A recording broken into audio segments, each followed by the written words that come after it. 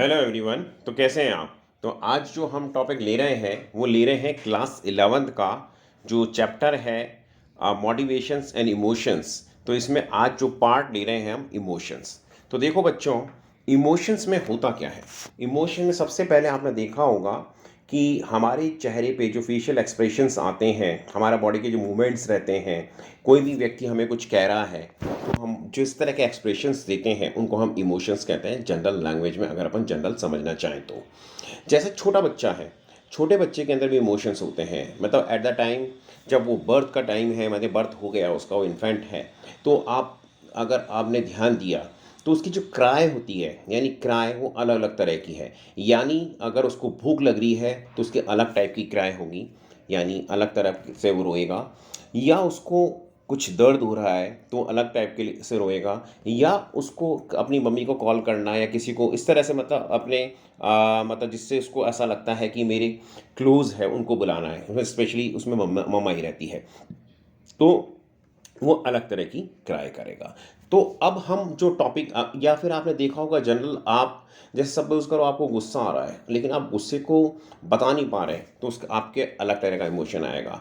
यानी घर में आप कोई चीज़ करना चाह रहे हैं, आपकी मम्मा ने कहा ये करो वो करो और आप नहीं करना चाह रहे हैं, तो आपके इमोशंस जो फेस पे आपके दिखेगा। तो हम चलते हैं कि अगर हम पहला पार्ट लें तो है इंट्रोडक्शन। तो इंट्रोडक्शन में हम क्या कहेंगे? तो इंट्रोडक्शन में ये कहेंगे कि the principal sign of the emotion in human is the look of his or her face. यानी उसके फेस को देख करके हम ये अंदाज़ा लगा सकते हैं कि वो कैसा इमोशन आ रहा है। ये ईबी टिकनर ने कहा था 1898 में कि the principal sign of the emotion in human is the look of his or her face. तो क्या होगा इमोशन? तो emotions are the wonderful phenomenon through which we all undergo most of the times. Life would be dreadful without emotion.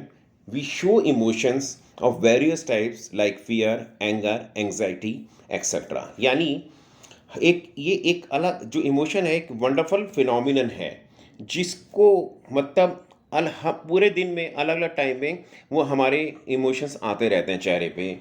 तो अगर हमारी life बड़ी dreadful हो जाएगी अगर हमारे इमोशंस नहीं आए तो। अब इमोशन कई तरह के रहते हैं, जैसे फियर है, एंगर है, एंग्जाइटी है। तो मीनिंग क्या हुआ? तो मीनिंग है कि the term emotion has been taken from Latin word that is emovere. Emovere means to agitate और टू मूव। नाउ हम बात करते हैं डेफिनेशन के बारे में। तो डेफिनेशन क्या है?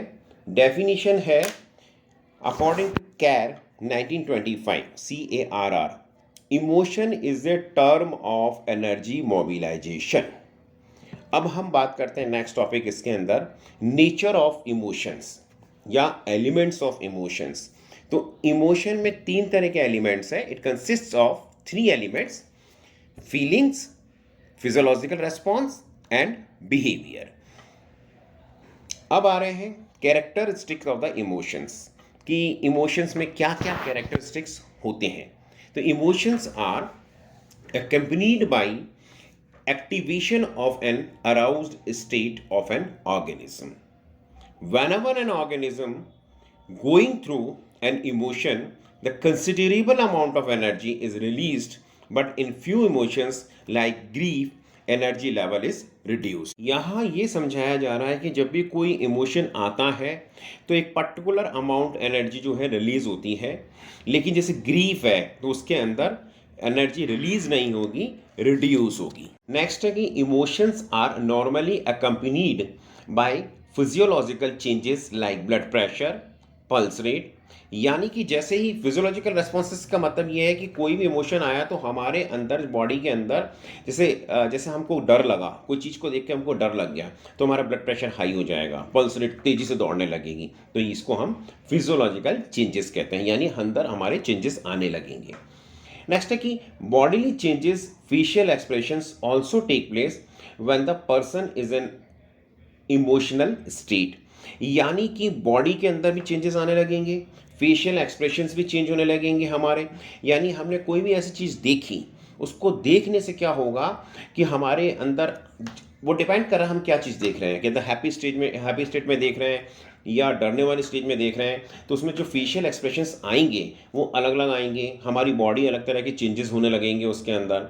नेक्स्ट है psychological activities like perception learning are also affected. तो जो साइकोलॉजिकल एक्टिविटीज़ है, मतलब ये सारा चीज़ होने से, इमोशन से होने से उसमें हमारा परसेप्शन लर्निंग भी अफेक्ट होगी। नेक्स्ट है कि इमोशनल एक्सपीरियंस मे हेल्प और डिसरप्ट एडेप्टिव फंक्शंस, यानी इमोशनल जो चेंजेस आते हैं, जो एक्सपीरियंसेस होते हैं, उससे हमारे एडेप्टिव फंक्शंस में भी इफेक्ट आता है। Emotional experience vary from one individual to another and one situation to situation, यानी कहने का मतलब ये है कि सिचुएशन टू सिचुएशन भी ये वेरी करेगा और इंडिविजुअल टू इंडिविजुअल भी वेरी करेगा। Emotion tend to operate over a long span of time. Particular जो इमोशन है, जो किसी भी व्यक्ति के ऊपर एक पर्टिकुलर टाइम तक रहता है, यानी particular time span of time तक रहता है। अब आता है कि टाइप्स ऑफ इमोशंस, यानी कितने तरह के इमोशंस होते हैं। तो बेसिक इमोशंस की बात करें तो देयर आर 6 बेसिक इमोशंस।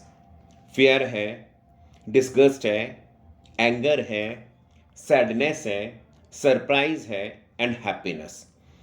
अब अलग अलग साइकोलॉजिस्ट हुए, उन्होंने अलग अलग ये बताए। जैसे इजार्ड ने कहा 10 टाइप्स ऑफ इमोशंस होते हैं। इसी तरह से प्लूटिक ने कहा कि 8 टाइप के इमोशंस हो सकते हैं।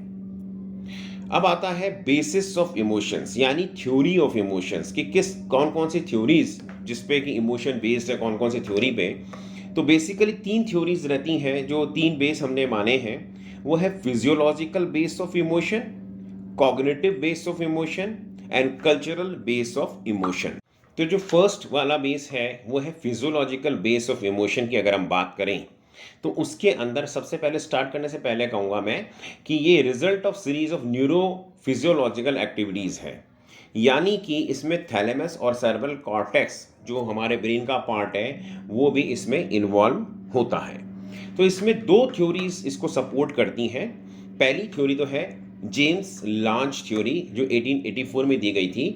उसमें उन्होंने कहा कि पर्टिकुलर इवेंट्स और stimuli provoke particular physiological theory, यानी वो कहते हैं कि जो पर्टिकुलर इवेंट होती है वो स्टिमुलाई को प्रोवोक करके पर्टिकुलर फिजियोलॉजिकल थ्योरी है। इसके अंदर बताया गया है कि पर्टिकुलर इवेंट्स होगी, जैसे सपोज करो आपको मैं एग्जांपल दूं कि hearing of a typical sound, तो वो क्या होगा, स्टिमुलाई, यानी सबसे पहले स्टिमुलाई आएगा, फिर परसेप्शन ऑफ फिजियोलॉजिकल चेंज होएगा और इमोशन इरेक्ट होएगा। यानी फर्स्ट जैसा आपने कहा hearing of the typical sound, किसी तरह की हमने कुछ ऐसी आवाज़ सुनी जो अलग टाइप की आवाज़ थी, जो शायद हमें डरा रही थी या कुछ भी कर रही थी।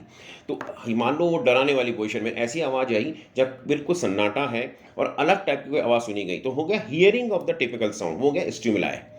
तो उससे increase of the heart rate क्या हुआ, मतलब perception of the physiological change हुई। फिजियोलॉजिकल चेंज क्या है कि हमारी हार्ट रेट बढ़ गई।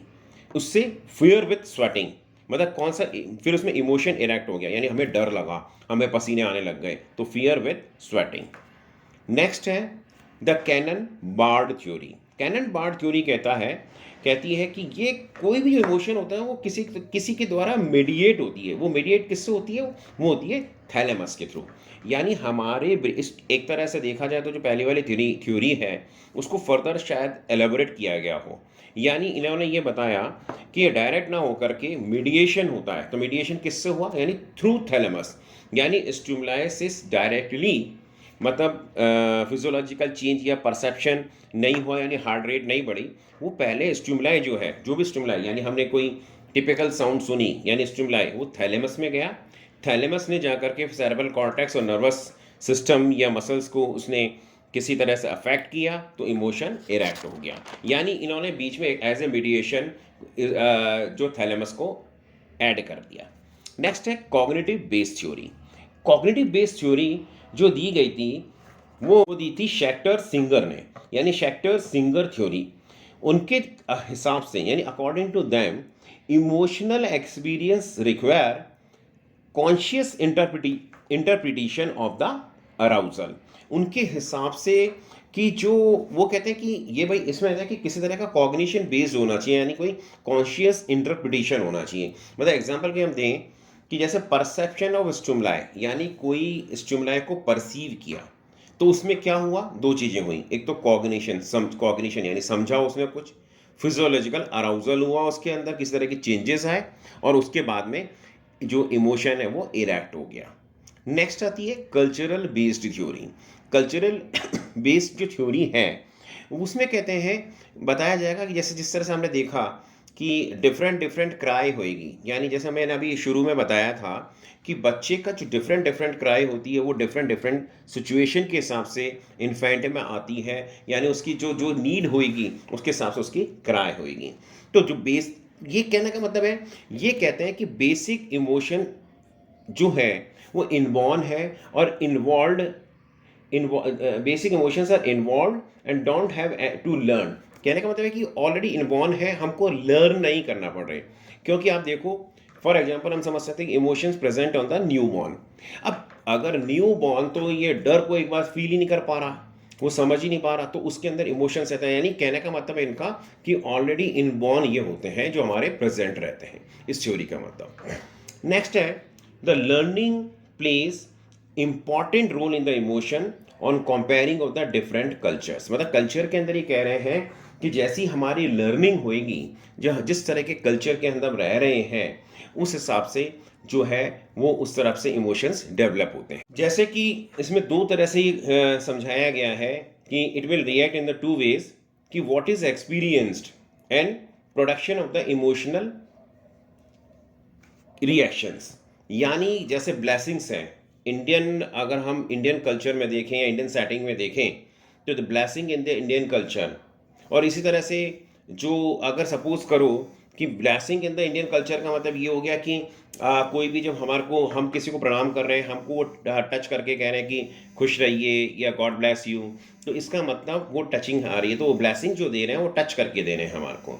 ठीक है, इसी तरह से सर्विंग, जैसे सपोज करो जैसे कोई पर्टिकुलर फूड है जो हमको पसंद नहीं है, मान लो मुझे कोई पर्टिकुलर सब्जी पसंद नहीं है, वो मेरे के सामने सर्व की जाती है, यानी पंपकिन है, मैं पंपकिन नहीं खाता, मुझे अच्छी नहीं लगती, तो मैं अजीब सा इमोशंस, मेरे अजीब सा मेरा चेहरा बनेगा, नहीं यार मेरे को नहीं अच्छा लगता ये।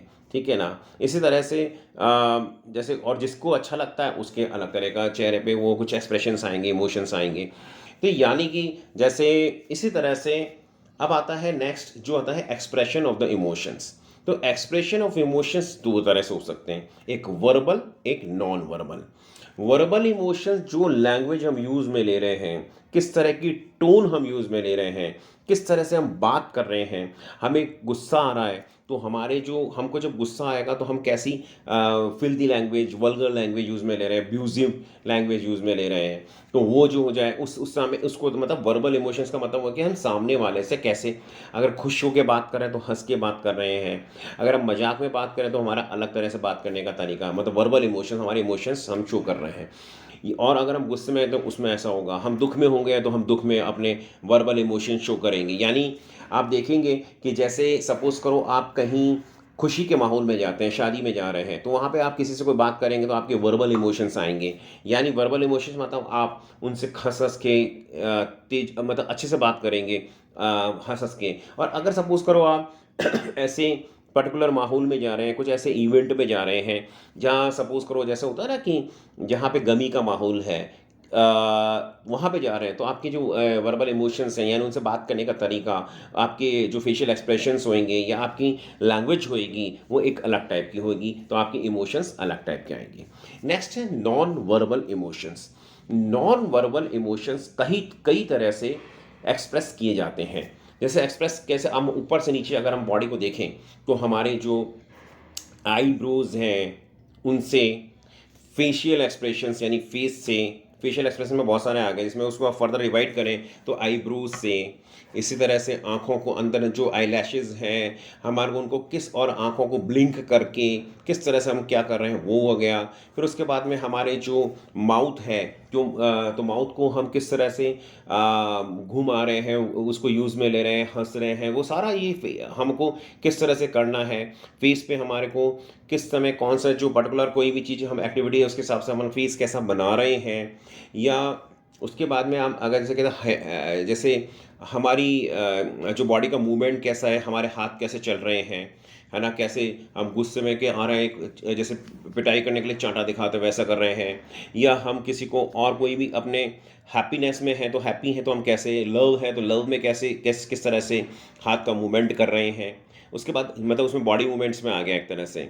नेक्स्ट आता है गेजेस। गेजेस बिहेवियर में क्या है, गेजेस बिहेवियर में ये होता है कि किस तरह से, जैसे आई कांटेक्ट, हम जैसे किसी से हम आई कांटेक्ट बना रहे हैं, हम बातचीत जब कर रहे हैं, अगर हम फुल्ली कॉन्फिडेंट हैं तो हम आई कांटेक्ट बनाएंगे।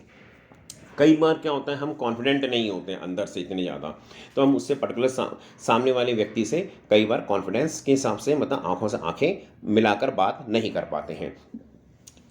नेक्स्ट है गेट। गेट यानी चाल हमारी, हाउ वी वॉक। ये भी एक हमारे जो है ना इमोशंस को एक्सप्रेस करने का तरीका है। यानी हम किसी से बात से आप गुस्से हो और एकदम गुस्से में भागे तो आप अजीब सा चल के दौड़ के से भागोगे, कुछ बोलते बोलते गंदा गंदा गंदा इस तरह से। या फिर आप अगर सपोज करो खुश हो रहे हो तो आपकी गेट अलग होएगी। जैसा आपने देखा होगा ना कैट वॉक के अंदर ये सपोज करो किस तरह की है, तो वो एक तरह से उसमें भी आपके एक्सप्रेशंस दिए जा रहे हैं, इमोशंस को एक्सप्रेस किया जा रहा है। नेक्स्ट होता है proximity.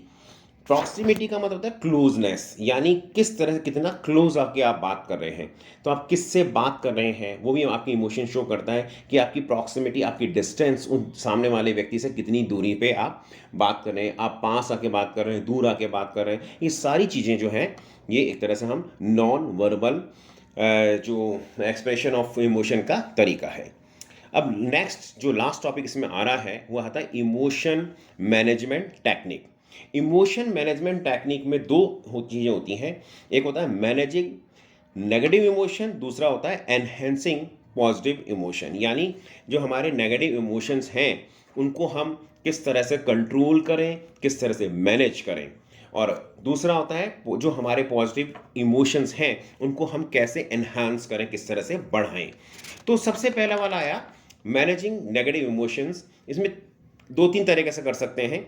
Enhancing of the self awareness, यानी आपको अवेयरनेस को जो है उनको हम, जो हमारी अपनी जो खुद की सेल्फ अवेयरनेस है उसको हम एनहांस करें यानी जो अपनी हमारी अवेयरनेस को हम बढ़ाएं। Second, appraising the situation objectively, यानी हम अपने ऊपर ना लें, कोई हमारे को कोई व्यक्ति कुछ कह रहा है तो ये ना सोचे कि हमारे को कह रहा है, ठीक है कह रहा होगा किसी को, मतलब उसको इतना ज़्यादा अपने ऊपर लेकर के इतना ज़्यादा तूल ना दें। नेक्स्ट है सेल्फ मॉनिटरिंग, अपने आप को भी मॉनिटर करें। नेक्स्ट है, तो इसमें अगर सपोज करो अगर आप बात करते हैं एनहांसिंग पॉजिटिव इमोशन।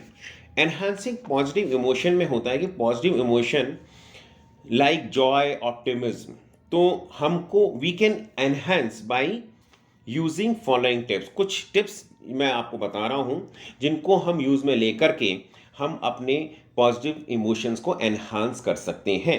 जैसे जो हर चीज़ के अंदर कोई भी चीज़ है तो हमको उसके अंदर पॉजिटिव सोचें।